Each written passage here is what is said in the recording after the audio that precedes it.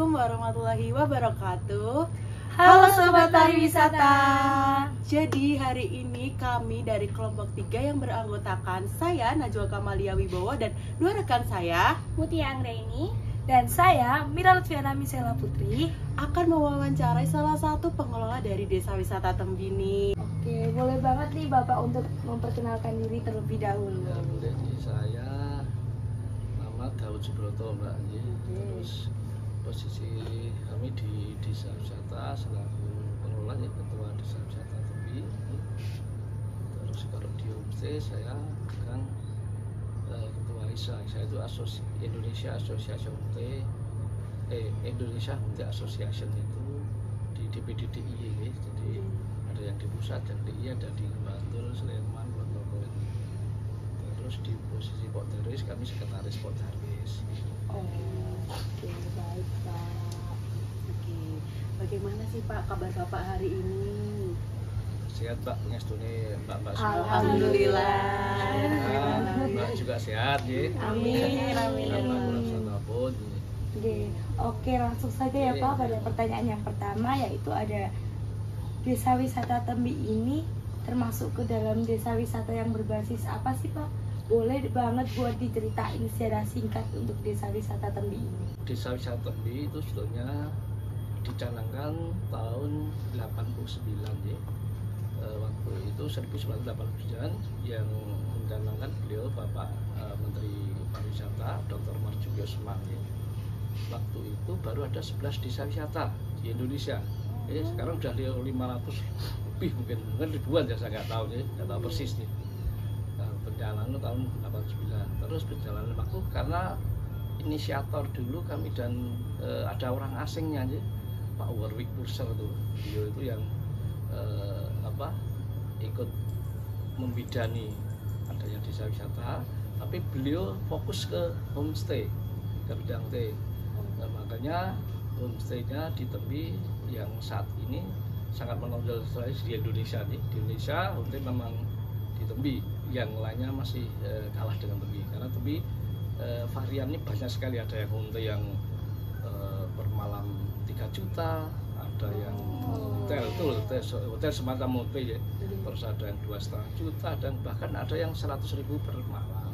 Jadi variasi ini Macam-macam. Jadi untuk kelas-kelas yang menengah ke bawah sampai ke atas itu bisa terakomodir. Iya, betul. Dan terus berjalannya waktu desa wisata itu kan waktu itu Pak Warwick itu kan cenderung ke left nih. Jadi karena beliau itu pengrajin atau eksportir pengrajin Indonesia yang terbagus dan terbanyak waktu itu. Jadi omsetnya itu paling banyak itu dikirim ke Eropa sama Amerika ya, waktu itu yang Belanda, Inggris, Amerika, ekspor handicraftnya. Jadi handicraft itu dari beberapa kota, tidak hanya dari Bantul, Jogja, tidak, ada dari Tasik, ada dari Tulungagung, banyak sekali. Itu dan handicraftnya itu macam-macam, tapi pada prinsipnya handicraft itu produk rumah tangga, produk rumah tangga. Jadi aksesoris bisa ya, tapi semua produk rumah tangga yang berfungsi untuk kelengkapan rumah tangga yang disenangi oleh orang asing. Karena beliau orang asing, gitu, Warwick itu. Jadi dia tahu pasarnya apa yang diinginkan. Karena beliau orang Australia, dia tahu yang diinginkan. Nah itu berjalannya waktu ya. Tahun 2004 Tembi mendirikan, kami dan teman-teman di Tembi mendirikan komunitas nanam Gabbusan Manding Tembi, gitu. GMT. Gabungan ya Pak? Gabungan Gabbusan, gabungan Manding, gabungan Tembi. Nah, masing-masing dusun itu, desa boleh, dusun boleh, itu punya potensi sendiri. Manding itu pengrajin kulit ya, katanya terbesar di Indonesia nih. Terus Gabbusan itu showroom tempatnya pengrajin Kabupaten Bantul. Terus Tembi waktu itu kan ada kerajinan juga, ya, di samping Warwick Purser itu ada teman-teman kami waktu itu juga pengrajin ya, pengrajin juga banyak sekali pengrajinnya, ada kalau nggak salah 6 waktu itu. Terus yang lebih menonjol adalah rumah adat seperti Limasan, Joglo itu kan banyak sekali Tembi. Ini Limasan namanya. Kalau ini Limasan. Kalau Joglo itu kan beda. Dan konon orang-orang Tembi yang punya joglo, punya limasan itu kan kalau tempo dulu ada beda kelas nih, beda klasifikasi. Kalau yang orang kaya atau bangsawan itu mesti punya joglo. Punya joglo di depan mesti menghadap selatan joglonya. Oh, berarti punya ciri khas. Oke, jadi kan mesti ya di sebelah sini keraton tuh joglo mesti keraton Jogja itu di Bantul, di mungkin Sleman beda ya. Di Bantul, di Gunung Kidul, di Kulon Progo itu semua joglo itu menghadap pantai selatan. Kenapa? Itu ada filosofinya ya. Karena waktu itu Panembahan Senopati itu kan teman dekat atau saya nggak tahu ya, itu dengan Kanjeng Ratu Kidul ya. Kanjeng Ratu Kidul beda dengan Nyai Roro Kidul kalau sejarah sih. Kalau Kanjeng Ratu Kidul itu orangnya bijak, jujur, tapi kalau Nyai Roro Kidul itu jahat orangnya lah, itu itulah. Nah itu Panembahan itu kan punya hubungan dekat dengan beliau itu kan. Nah, makanya kalau ketemuan di Parangkusumo sana, tuh ada mulai sekarang dihidupkan sumbu filosofis kan, Parangkusumo, terus itu ke Panggung Ngrapyak, Keraton Tugu Gunung Merapi lah itu. Itu sebetulnya zaman Belanda dulu ya. Zaman Belanda dulu stasiun Tugu satu kereta api itu tidak maunya keraton tidak di sana. Tapi karena keraton kalah dengan Belanda ya, itu tujuan Belanda dikasih untuk memotong sumbu filosofisnya itu biar Tugu itu tidak terangkai dengan keraton ya. Itu kan ada mitosnya itu ya. Ada filosofisnya. Nah, itu terus dari keraton atau Indonesia waktu kalah ya udah ikuti aja. Oke Pak, menarik sekali nih mengenai sejarah dari berdirinya Desa Wisata Tembi ini. Oke, untuk pertanyaan selanjutnya nih Pak, berapa sih Pak harga tiket masuk untuk mengunjungi Desa Wisata Tembi ini sendiri? Desa Wisata Tembi kan beda dengan desa-desa yang lain. Kalau desa lain kan ada destinasi wisatanya. Kalau Tembi kan nggak ada kan. Destinasi wisata di Tembi itu adanya attraction, jadi harus reservasi dulu. Kalau nggak reservasi ya lihatnya seperti ini. Ya makanya ada, kalau kami pribadi, kami tetap membagi dua kriteria, desa wisata yang ada objek wisatanya dan desa wisata yang tidak ada objek wisatanya. Dan Tembi itu kan termasuk yang tidak ada objek, beda dengan Manggeran, dengan Gua Cemara, ya toh, itu ada destinasinya nih.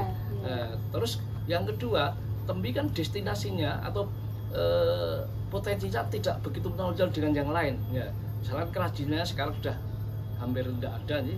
Ada 1-2 yang tidak ada. Nah, makanya Tembi punya prinsip one stop service. Jadi mengangkat pengrajin yang ada di Bantul dan sekitarnya di DIY. Contohnya gini, Tembi itu tidak ada wayang, ya. Tidak ada wayang. Tapi Tembi menjual produk wayang kulit, ya, wayang kulit. Nah, itu kreativitas anak Tembi. Terus tidak ada tata sungke, tidak ada melukis topeng atau membatik topeng. Tidak ada, membatik juga tidak ada.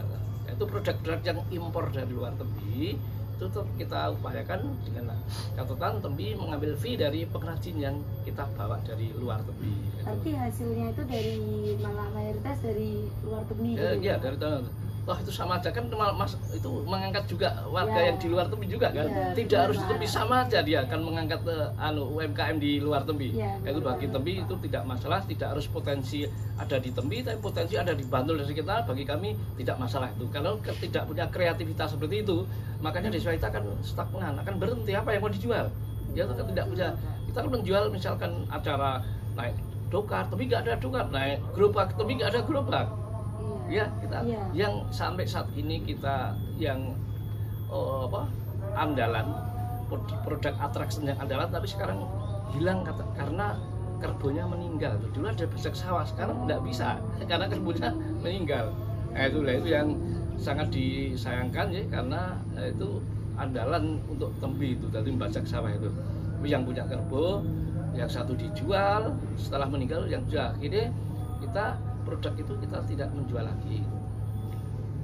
Terus produk-produk yang ada di Tembi, yang potensi ada di Tembi, misalkan pegang belut gitu, terus pegang bebek, lari pekiak, terus buat hantu-hantuan sawah, terus membuat proses bertani dari awal sampai akhir, misalkan nanam padi, terus nanti acara budaya wiwitan, terus nanti metik padi, lah itu kan sangat menarik juga itu.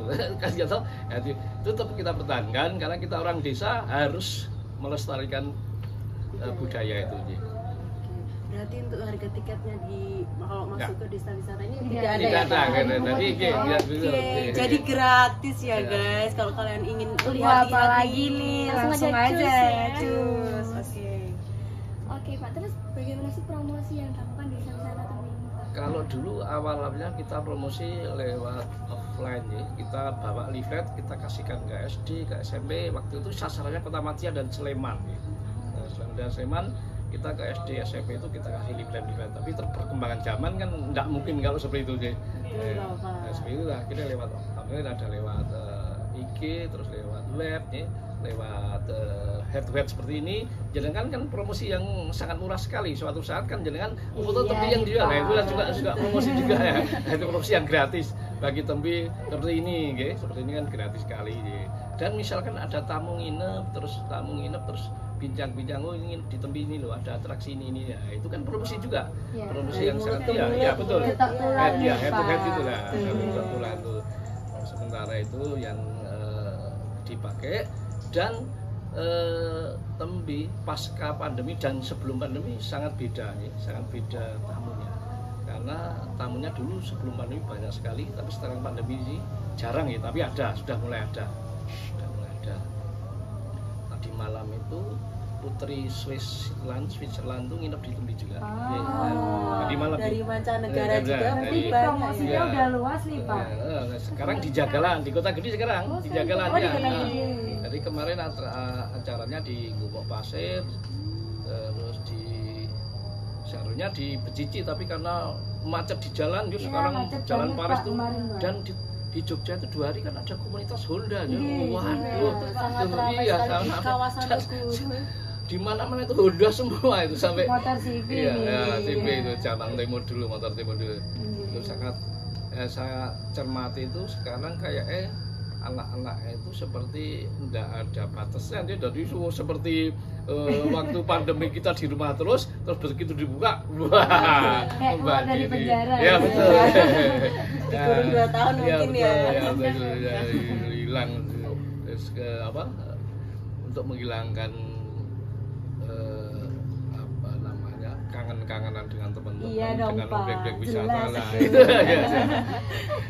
Karena sasarannya kan wisata kan. Nggih. Wisata itu kan endingnya kan harus bahagia. Iya. Ya, betul. Kan mencari kesenangan Ya, gitu Pak. kalau kita berwisata, endingnya kita cemberut pulang, nggak ada kesan baik, kan percuma ya. Iya, Tujuannya betul. kan Iya. mencari kebahagiaan lah. Itulah wisata di antara desa-wisata. Kalau dari promosi itu tadi tuh bisa menarik berapa pengunjung sih Pak kira-kira? Mungkin per harinya atau per tahunnya Pak? Dari sebelum pandemi. Sebelum pandemi, kalau sebelum pandemi dulu ya lumayan banyak Mbak, setahun bisa berapa ya? Bisa ratusan juta juga nih, kalau per tahun dulu. Nih. Tapi setelah pandemi ya hampir tidak ada masukan. Tapi ini mulai ada tamu-tamu terus nih. Mulai pulih ya Ini Pak? mulai tapi nggak sebanyak yang dulu nih. Ya, Karena, tetap ada. iya, karena masih ada batas-batasan, ada yang masih takut juga. Iya, tentu gitu. Oke Pak, tadi kan sudah dimention bahwa desa wisata Tembi ini juga mengalami dampak dari pandemi COVID. Nah, bagaimana sih Pak upaya yang dilakukan untuk membangkitkan desa wisata Tembi ini sendiri?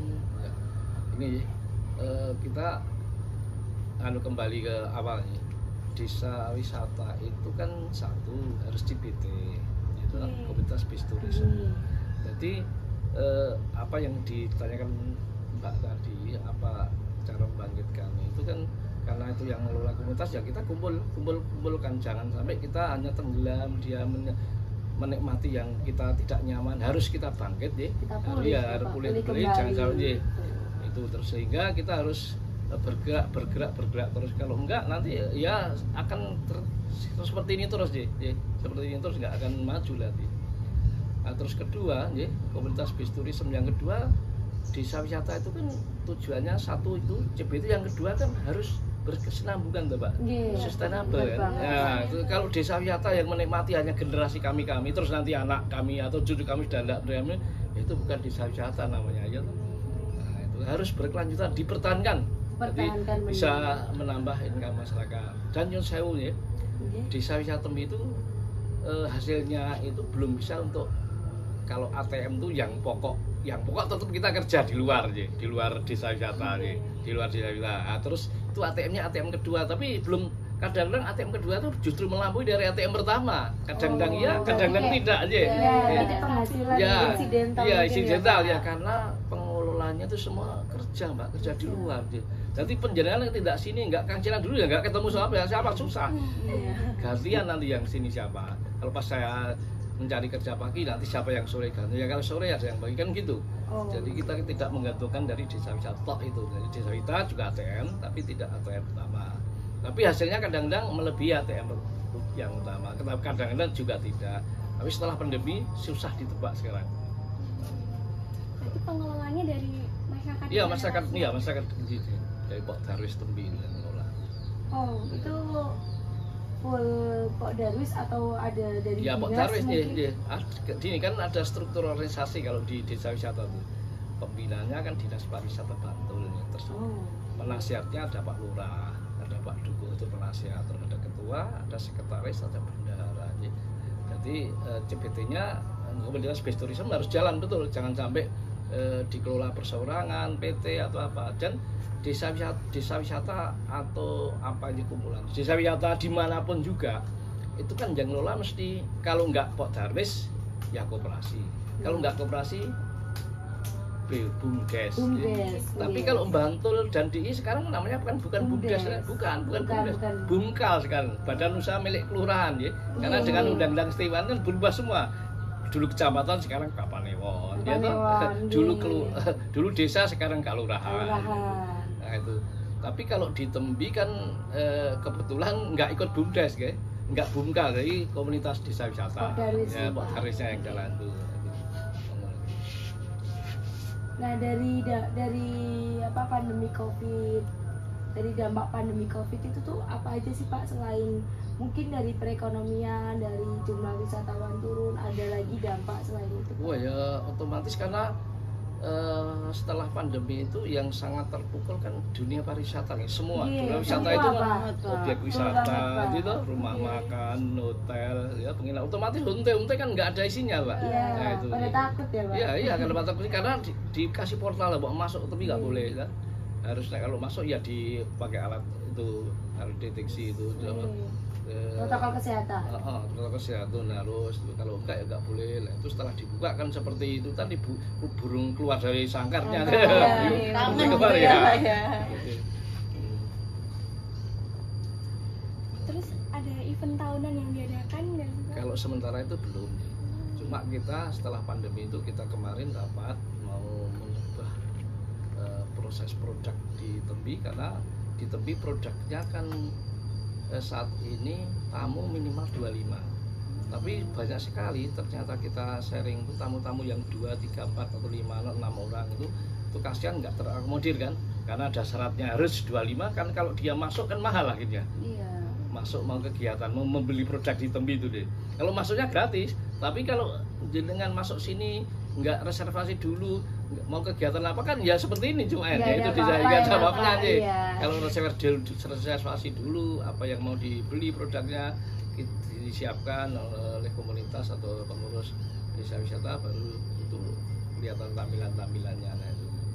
Nah, produk wisata itu tuh apa sih Pak yang produk menjadi ciri khas? Yang sekarang yang ciri khas ini yang produk asli Tembi itu ya asli Tembi ya. Ada bertani nanam padi apa itu wiwitan, terus sama gubak soto, terus lari begiak atau lari deklek. Itu nanti ada yang memandu juga? Ada pemandunya dari sini, pemandunya dan profesional karena sudah diajari oleh Dinas Pariwisata di Gembleng ya. Berarti nggak sembarangan orang. Jadi tidak betul. Gitu. Jadi tidak bisa kok terus semua orang terus bisa malu. Belum harus profesional. Nggak profesional nanti kita nggak, tamu nggak bahagia gitu. Kalau kita aja itu kan tujuannya membahagiakan tamu kan. Kalau kita nggak profesional, nanti tamu sangat kecewa, itu pulang gerundel. Nah, itulah itu yang kami jago. Kalau kayak bentuk souvenir gitu ada nggak sih? Sementara belum. Cuma kalau ada lomba-lomba gitu, kita mengeluarkan souvenir yang produk Tembi juga, misalkan tempat tisu. Ini kan produk Tembi. Ini homemade ya Pak ya? Ini produk dari Tembi guys. Ya, itu Tembi. Terus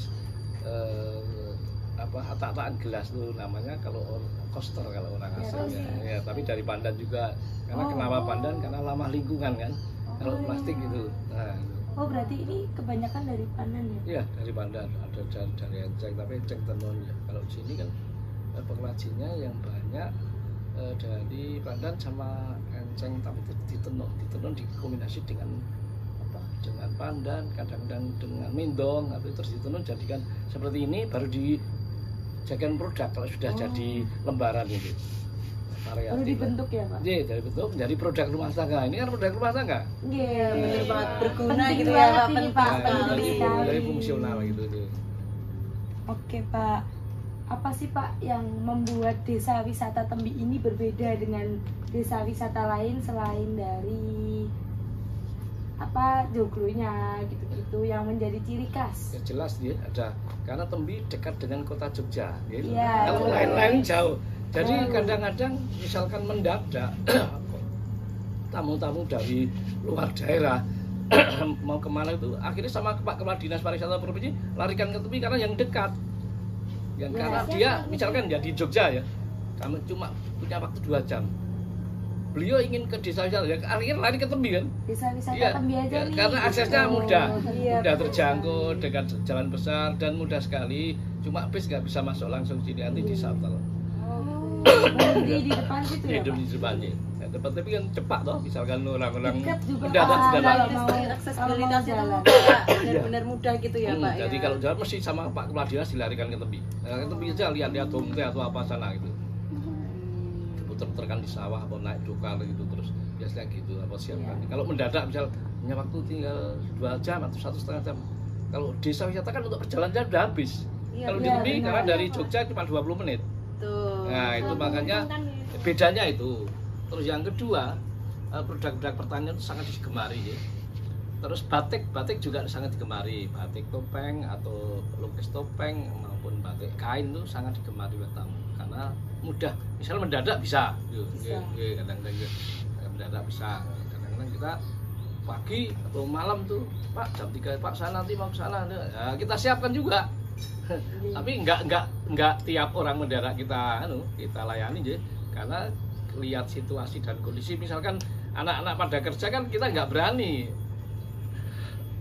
nerima tamu ya. Celaka sendiri nanti kalau misal ditangani 1-2 orang. Kesel sendiri ya, ya harus minimal 5 orang. Yang minimal 5 orang. Jadi benar-benar harus terakomodasi dengan baik ya Pak ya kalau di desa wisata Tembi. Dan kalau normal tuh biasanya 5 atau 10 hari sebelumnya atau sebulan sebelumnya kan kita sangat fit ya, berrapat sampai 2 kali itu persiapan itu. Enggak hanya instan itu, kalau instan berisiko. Oke baik. Sekarang saya ingin bertanya nih Pak, apakah ada hambatan nih Pak dalam pengelolaan desa wisata Tembi ini sejak awal dibangunnya gitu Pak? Dulu ada hambatan, sekarang enggak. Dulu hambatan ada kadang-kadang kalau nggak di rolling ada kecemburuan sosial, kalau dikonflikui wae lainnya itu terus kita kembali ke profesionalitas ya. Karena kalau nggak profesional kita nangani tamu nanti berisiko tinggi gitu. Makanya kita pilih yang profesional yang bisa terus kadang-kadang kecemburuan sosial loh, kalau itu rezeki terus yang sana itu rezeki terus ya aku lah itulah itu gimana mengakomodir biar yang dapat rezeki itu semua tidaknya itu ya otomatis yang mendapat kue langsung itu ya mesti yang ngelola kan, yang nangani langsung misalkan ada outbound itu tapi yang enggak gimana cara ya kita kalau tiap tahun bisa ngasih ini ada 8 RT RT 1 sampai 8 ya. Ada masjidnya 2 juga, masjid satu yang NU, yang satu masjid Muhammadiyah. Terus ada pemudanya 2 karena ada Tembi 1 Tembi 2 ya. Ada 2 Tembi 1 Tembi 2 ya. Batasnya ini jalan ini sampai jalan Paris ini.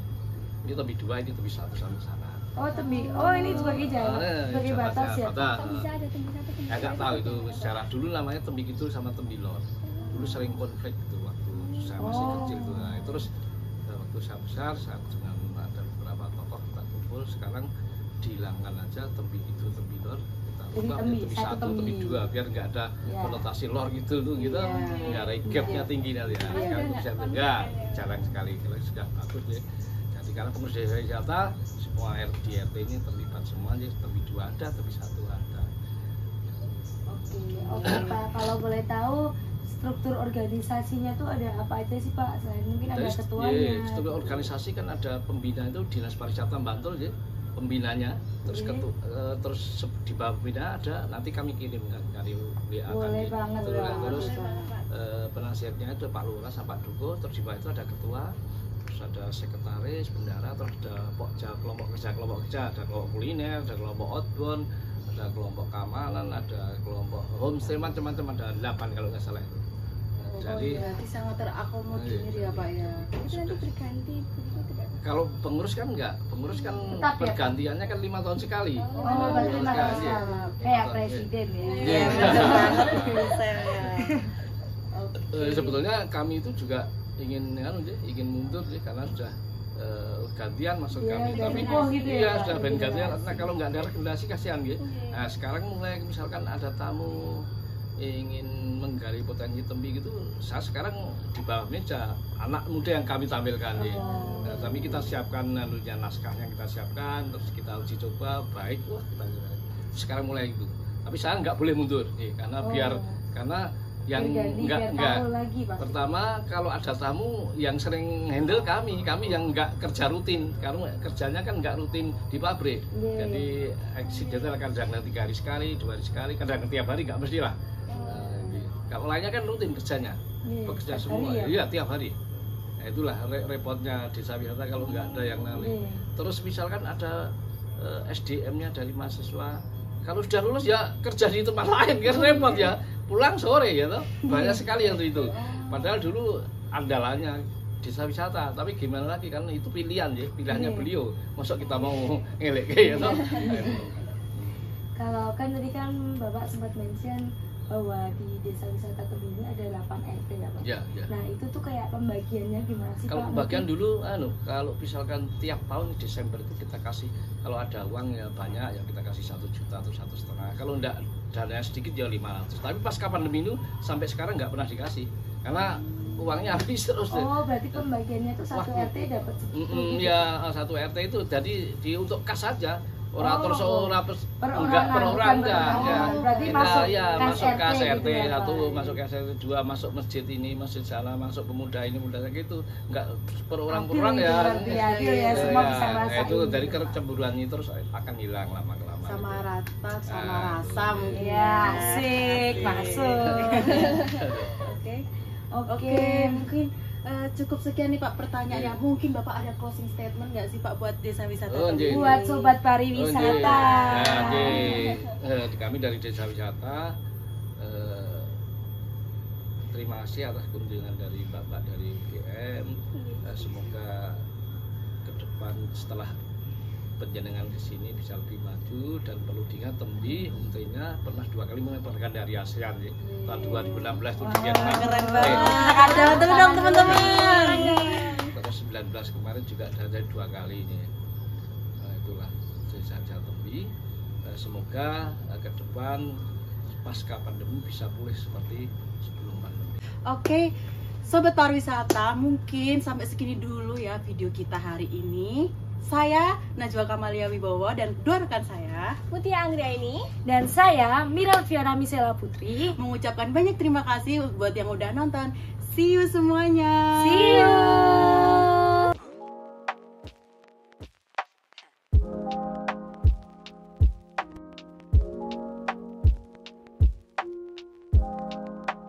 Hai semuanya, jadi aku mau jelasin nih secara rinci mengenai fasilitas dan atraksi yang ditawarkan oleh Desa Wisata Tembi. Yang pertama, terdapat homestay non AC yang dilengkapi oleh makan pagi dan kamar mandi dalam.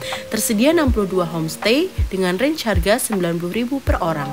Ada Ali Homestay, Wagyu Homestay, Mulyadi Homestay, Kartini Homestay, Deldiri Homestay, Bambang Homestay, Putri Homestay, dan banyak lagi.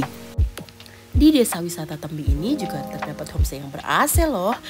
Di dalam homestay ini terdapat fasilitas makan pagi, water heater, kolam renang, dan hotspot area.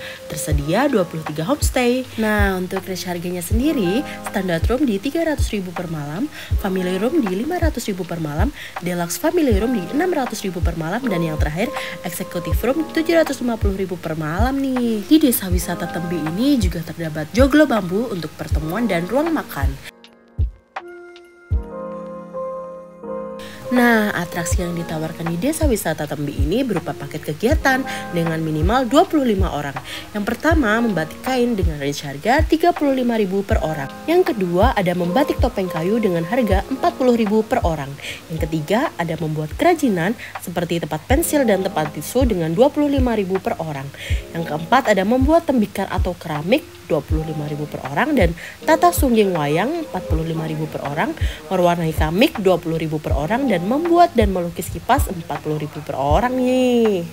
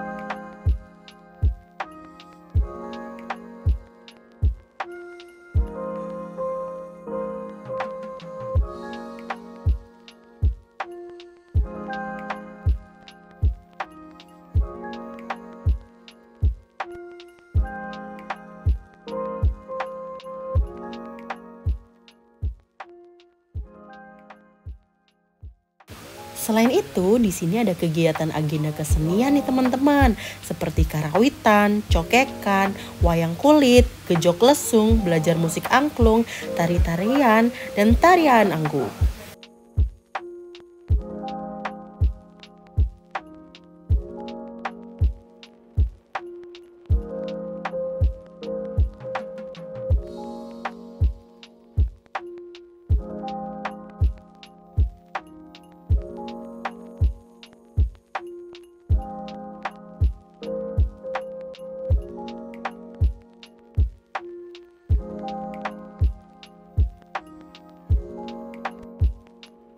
Oh iya, di Desa Wisata Tembi ini ada paket kegiatan kuliner seperti membuat tempe dele dipatok harga 25.000 per orang, membuat sagon 25.000 per orang, memasak pisang goreng 20.000 per orang nih.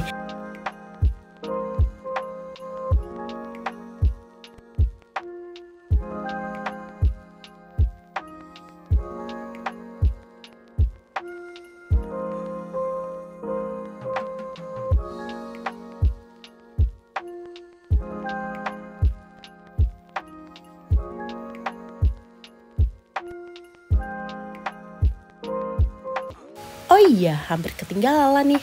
Di sini ada kegiatan yang benar-benar cocok banget buat anak-anak bermain, seperti outbound, ada lomba banyu mili, lomba pegang belut, lomba pegang bebek, lari bakiak, menyusuri sawah, bertani, gobak sodor, bola basket, buat hantu-hantuan sawah, dan tarik tambang lumpur. Gimana nih teman-teman? Kalian udah tertarik belum buat berkunjung di Desa Wisata Tembi? Sudah dong pasti. Yuk, tunggu apa lagi? Agendakan di list liburan kalian ya untuk mengunjungi Desa Wisata Tembi. Untuk informasi lebih lanjut, kalian bisa buka di website Desa Wisata Tembi nih teman-teman di www.tembivillage.com atau www.homestaytembi.com.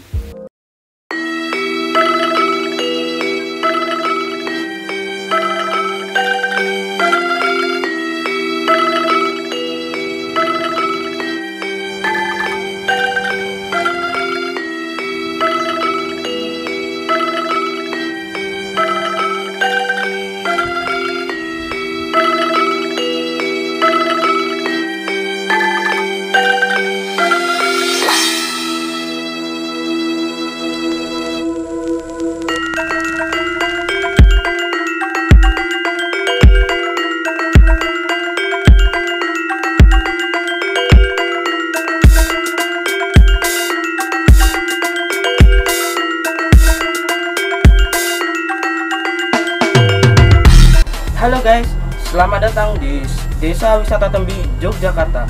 Desa Wisata Tembi terletak di Kecamatan Sewon, Kabupaten Bantul, Provinsi Yogyakarta. Desa Wisata Tembi pernah menjadi desa terbaik pada 2016 se-ASEAN. Bahkan di Jogja sendiri, Desa Wisata Tembi mendapat julukan sebagai rumah budaya. Untuk lebih jelasnya, cek di sana.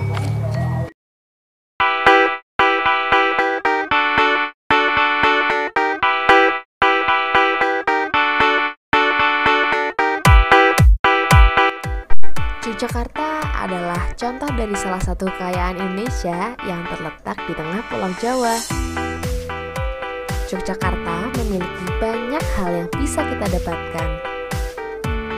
Selain keanekaragaman budaya dan sejarahnya, Yogyakarta memiliki potensi alam yang memikat di jiwa, seperti sawah yang membentang, desiran ombak yang merdu, dan masih banyak lainnya. Selain itu, Yogyakarta memiliki banyak sekali desa wisata yang menarik untuk dikunjungi. Nah, salah satunya yaitu Desa Wisata Tembi.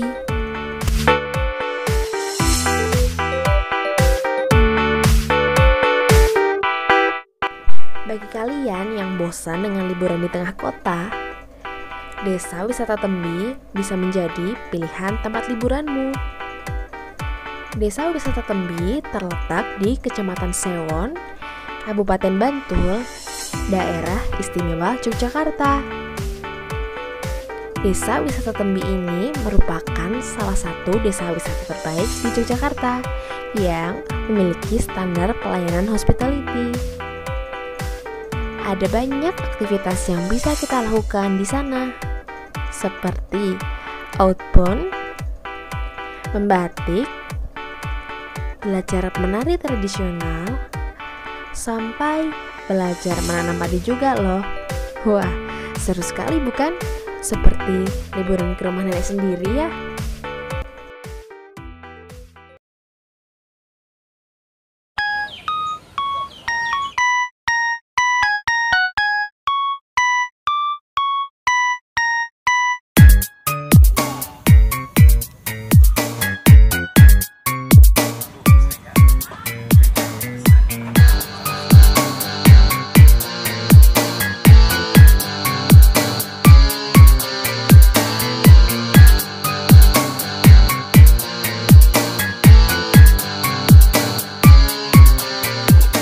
Desa Wisata Tembi parkirannya sangat nyaman dan juga bersih. Lalu ini tidak ada kanopi, jadi dia itu teduh karena ada pohon-pohon yang tumbuh di sekitar. Jadi yang membuat atap sendiri terhadap parkiran ini. Jadi motornya juga jadi tidak kepanasan. Nah, karena menggunakan pohon-pohon yang ada di sekitar ini yang tumbuh menjulang tinggi dan mempunyai ranting yang banyak.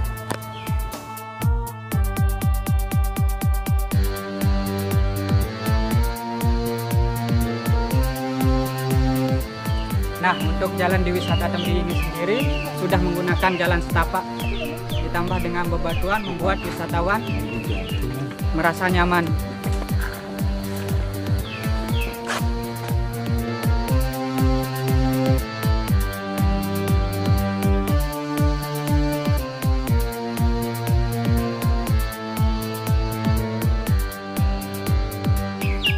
Nah, di Desa Wisata Tembi ini juga terdapat rumah makan guys, tapi nggak semuanya bisa datang di sini.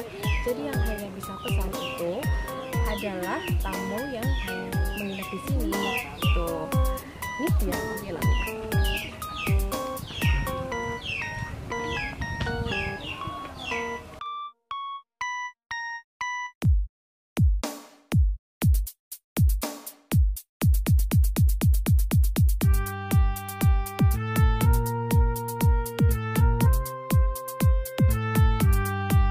Di sini ada banyak kegiatan outbound yang bisa dilakukan. Salah satunya menanam padi. Nah, menanam padi ini bisa dilakukan di area outbound ini.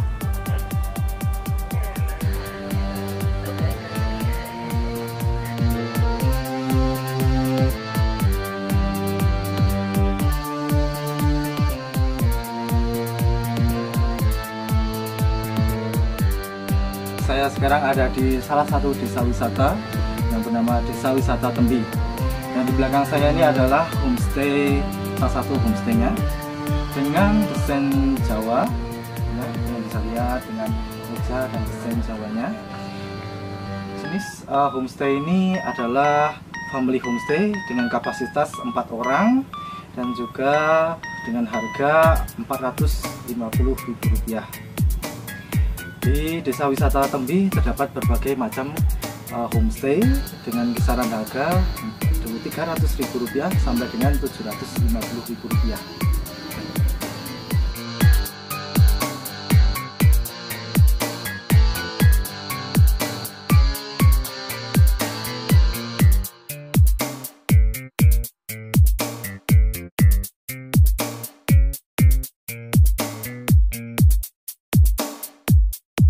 Oke, di sini ada salah satu fasilitas Desa Wisata Tembi, yaitu musola.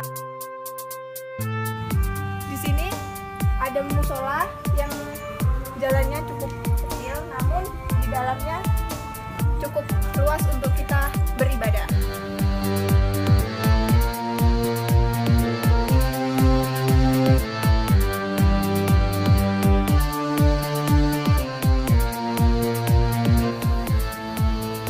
Salah satu fasilitas yang ada di Desa Wisata Tembi yaitu toilet umum. Nah, toilet umum ini digunakan untuk kebutuhan wisatawan.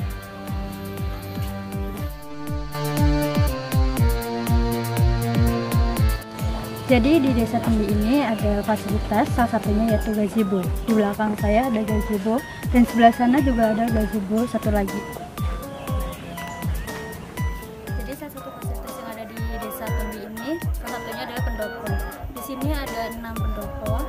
Fungsi dari pendopo ini dapat untuk pertemuan rombongan wisatawan yang datang di Desa Tembi, juga untuk beristirahat, untuk melakukan kegiatan-kegiatan yang ada di Desa Tembi.